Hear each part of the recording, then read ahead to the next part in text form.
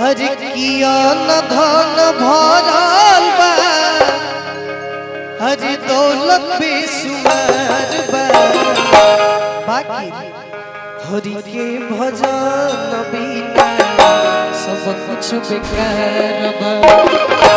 हरि के भजन बिना सब कुछ बेकार बा।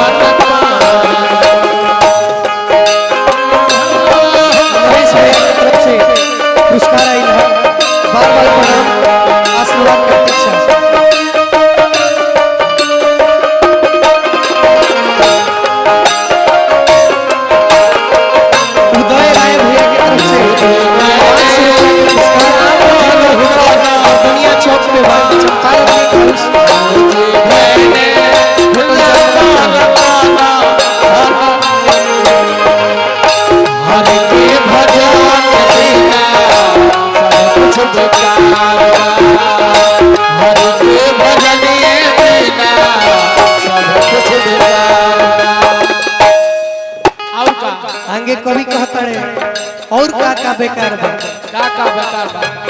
मंदिर भी न मूरत के, सिंगर भी न सूरत के, मंदिर भी न मूरत के, सिंगर भी न सूरत के।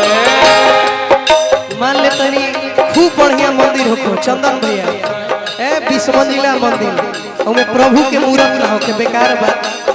खूब बढ़िया चेहरा हो, श्रृंगार देखे का चाचा वो बेकार बा।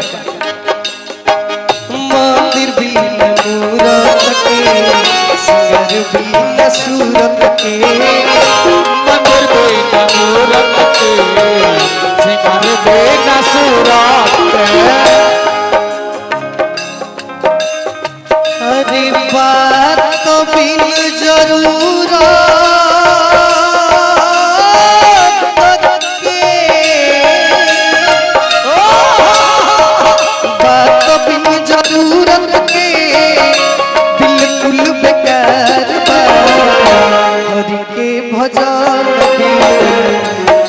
कुछ बेकार के भजन बिना सब कुछ बेकार।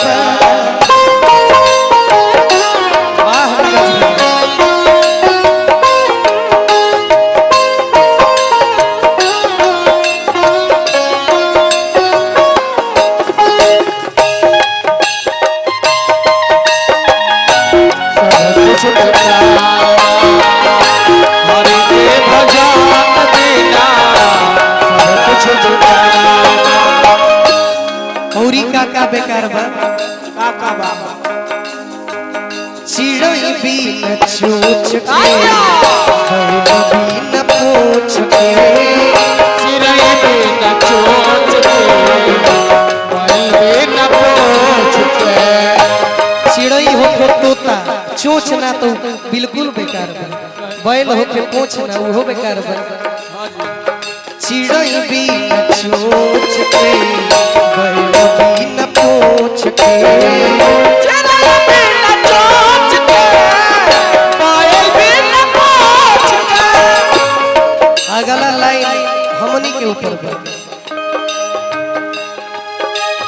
अरे गायक बिन गाला के,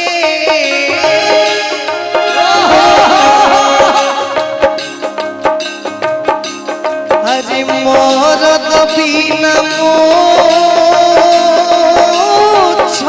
के, बिल्कुल बेकार। अरे चिड़ई बिन चोच के अरे बैल बिना पूछ के अरे गायक बिना गाला के अरे मोरब बिना मूछ के